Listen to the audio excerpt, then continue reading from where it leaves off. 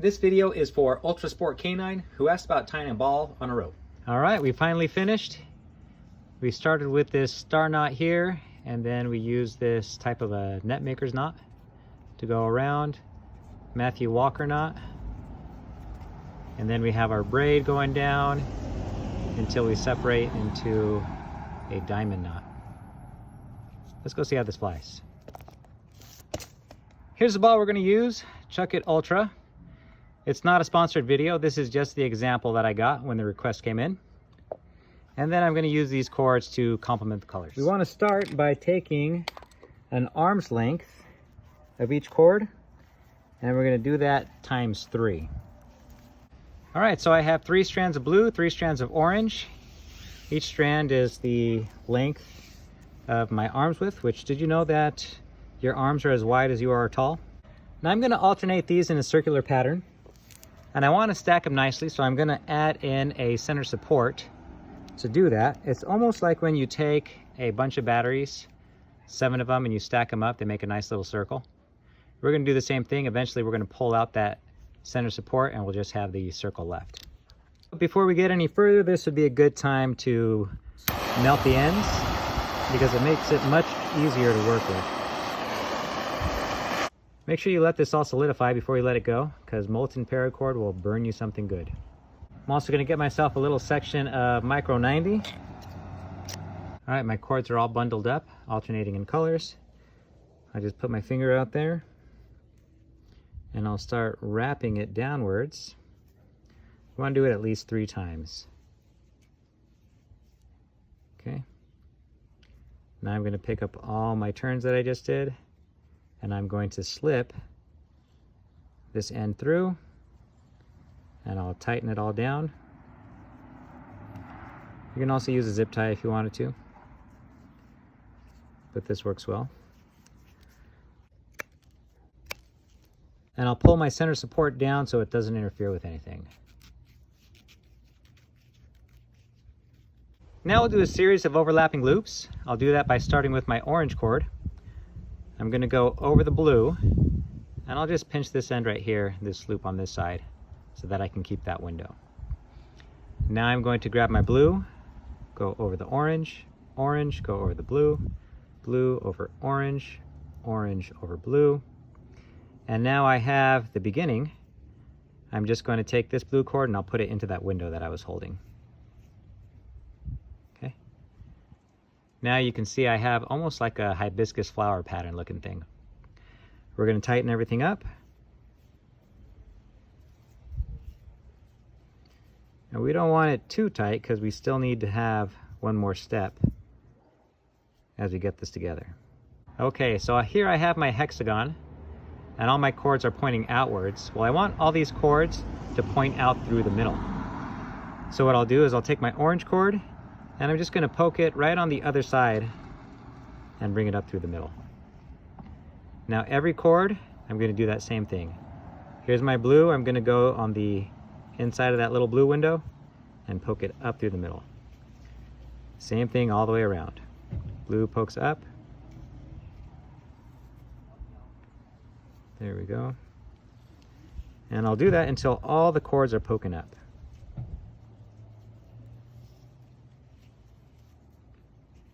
Almost there, last one. Okay. And you can see I'm starting to get this Turk's head looking thing. From here, I'm going to tighten everything from the top and from the bottom. And this I do want to get as tight as I can. Okay, now I'm going to get my trusty scissors and cut about 3/8 of an inch off. All these strands I'm going to melt together into a big giant bead.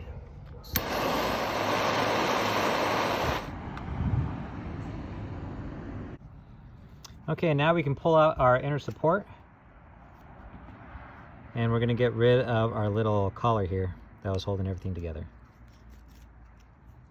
So this is where the magic happens. I'm going to take this and I'm going to invert it, and I'm going to create this little star. And this star is going to be the point of our ball harness. So here we go. We'll place it on top, right where the logo's at. And I'll orient my strands all the way around. Let's start pulling this tight, and you guys can get an idea of what this is going to look like. Now, the reason we tie it directly above the logo is because on the side we have this seam that was created during the manufacturing process, and this is going to help us space out our knots to complete everything from top and bottom. I'll start by taking a section of my cord and doing an underhand knot as if I was turning off a car, and I'm going to hold it here right at the seam. We can adjust everything later as we go. I'll take the strand right next to it, and I'm going to run it through that loop. Okay, and I want to run it through one more time. To make it easier, I'm just going to reach underneath and pull the strand under and go through again.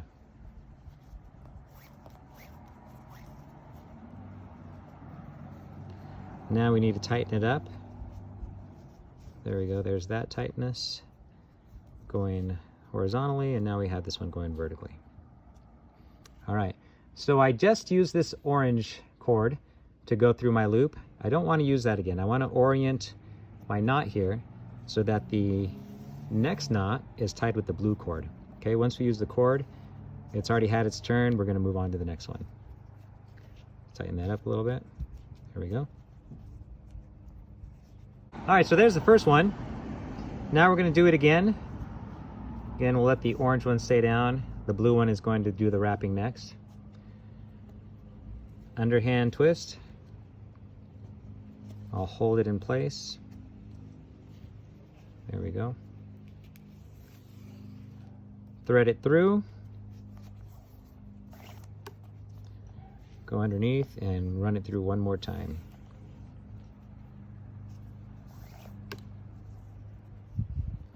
Okay, now let's tighten this one up. Tighten this one up. Okay, we already used the blue cord here. We want the orange cord to go next. So we're going to pull that one over, and we're going to do the same thing again. Underhand, thread the cord through.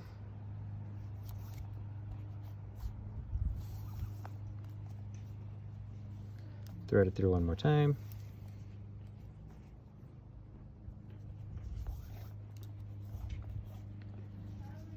And snug everything up. All right, we have arrived back at the beginning. I have the 5, and then here's my 6th. I'm going to do that same thing, underhand loop. And I just kind of have to hold it in place. There we go. And then I'll run it through with this cord here.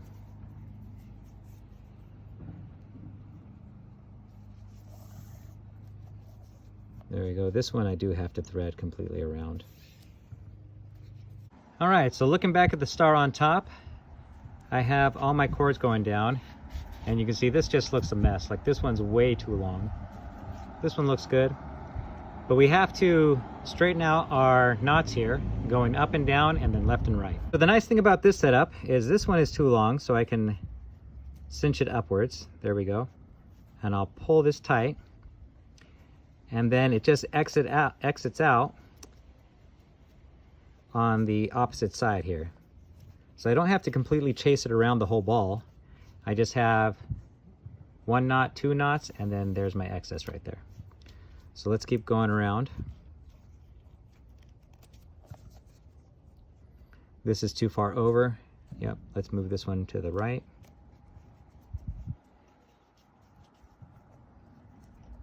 Tighten this one up too.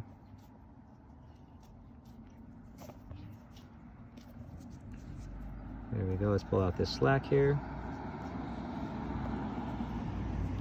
And we'll just keep going around, adjusting our knots until everything is just like we want it.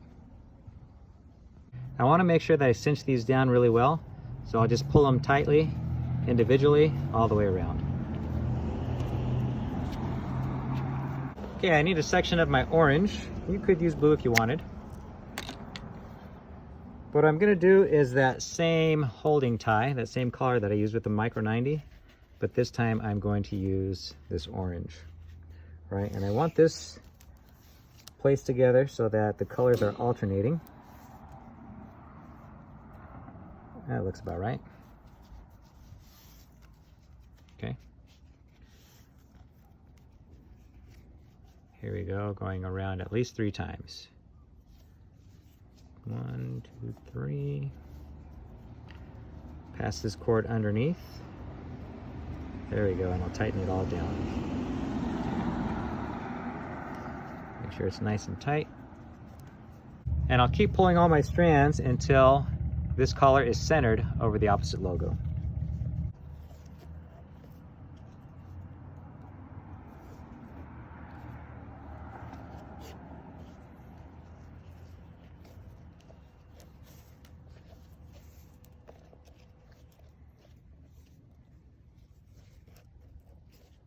Okay, that's looking pretty tight. You can see how that is.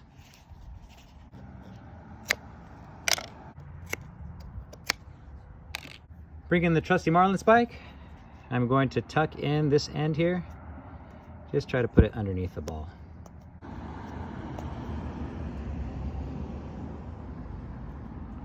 From here, we'll do the same pattern we did originally. I'll make a little window with my orange by pinching down with my thumb. I'll go over the blue, grab the blue, now go over the next one. Go over the orange, grab the orange. Next, go over the blue, grab the blue, go over the orange. And we're just going to keep going all the way around until I get back to the beginning, and I'm going to place my strand into that window that I held. Okay. Pull everything tight until we get that little hibiscus pattern going on.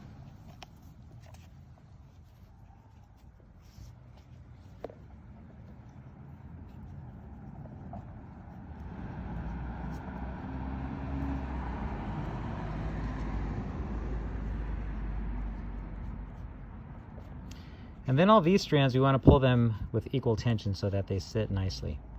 And this little fray right here, we want to tuck it in the best we can, but we should be able to cover it up with the next step. Okay, this next part is not for the faint of heart. All right, here we're going to make a Mathew Walker knot. I'm going to do that by taking one of my cords. Let's start with this blue one here. I'm going to go around the collar, and then I'm going to tie in an overhand knot. So I'll go underneath all the cords, go around the collar, and here we go. Here's my overhand knot. Looking good. Now I'm going to go counterclockwise. I'll grab my next strand. I'll go down around the collar. And I'm going to make that same overhand knot, but I'm going to go through that first loop that I did. Okay.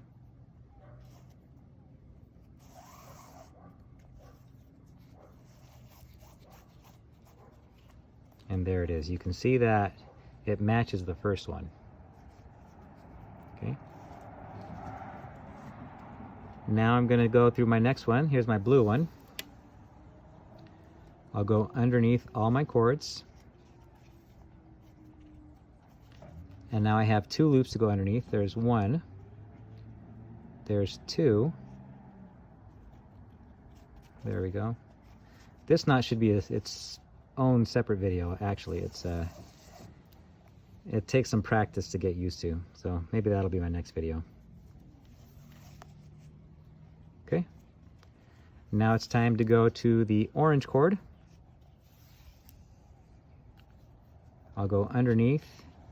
And I've already done 3 loops, so I'm going to go, you see these strands that stick out? Those are the strands I'm going under. So there's 1 underneath. There's 2. Here's 3. Okay. I'll pull this in and then go through the top. Next one, we'll go around, but now we need to start going through all our loops that we did. So there's 1 underneath, 2, 3, 4.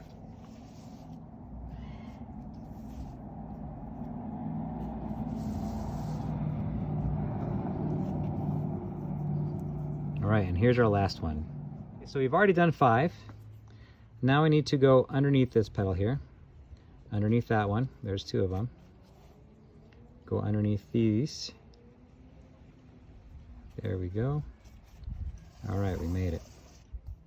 And I'll poke it down through. I know this looks like just a jumbled mess, but again, this is called a Mathew Walker knot. I haven't made a video on it yet. This is actually the first product I've used for it, but that might help you if you look at that video originally. Okay, we're going to tighten everything up. Start tightening it all down.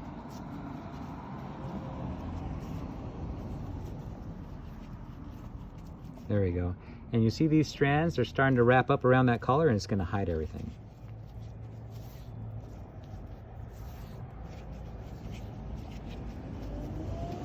There we go. Let's pull all our overhand knots tight.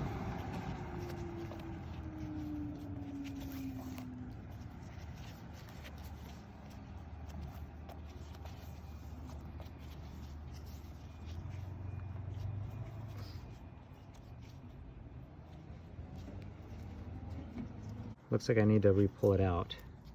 How you doing? How are you, sir? Hanging in there. Glad it's Friday. Good, good, good. All right, we'll just flip that around.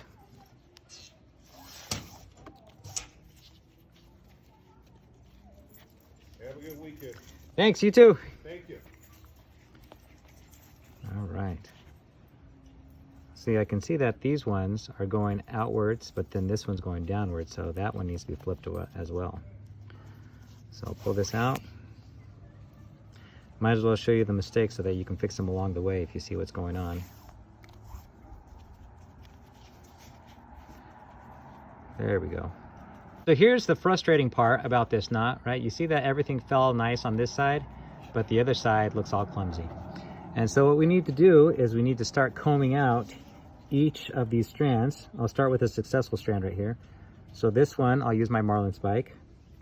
I'll poke in and I'll bring it all the way down to the bottom, and then I'll pull it down, okay? Next one, I'm gonna go in, go all the way down to the bottom, and pull it down, okay? And we're gonna do that over and over again until we've combed out the entire knot.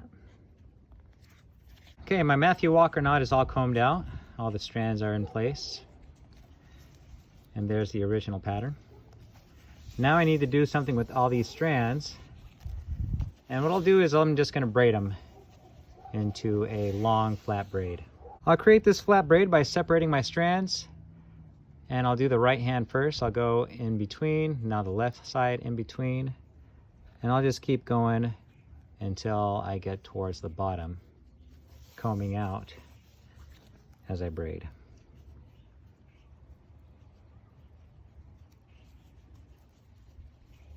Now eventually you'll get to a point where you want to terminate your braid. And what I'm going to do is just keep my strands here. I have 3 strands on either side.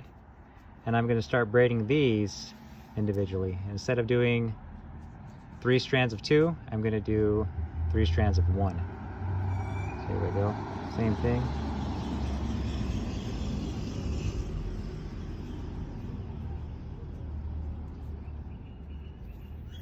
I'm going to do a temporary hold by pinching this here with some pliers.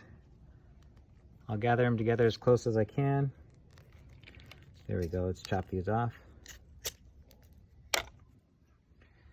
And we'll melt these into a bead. Now that we split our tail here into 2 separate braids, I'm going to tie this into a diamond knot. And so to do that, I'm going to fold this side downwards. I'll take this side and I'll do an underhand loop, throw it right on top, and I'll pull out this portion to create a little window. I'll go underneath and go through, and here I have my figure 8. Kind of hard to see because we're dealing with so many strands. But now I have this post here on the back. I have one on this side too. I'm going to go around the back of that post and up through the middle. Same thing on this side, around this post and up through the middle. Again, this is a diamond knot. It's just with multiple strands. And so now I need to adjust everything and pull out all the slack. So let's go through.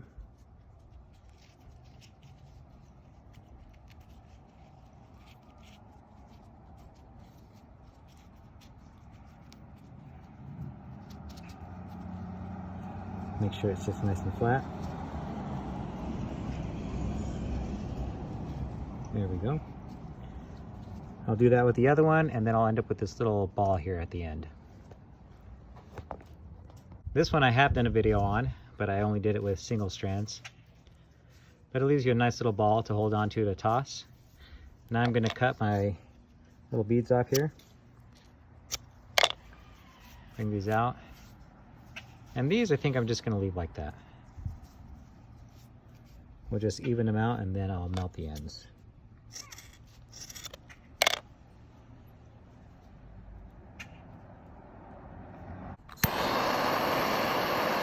All right, we finally finished. Let's go see how this flies.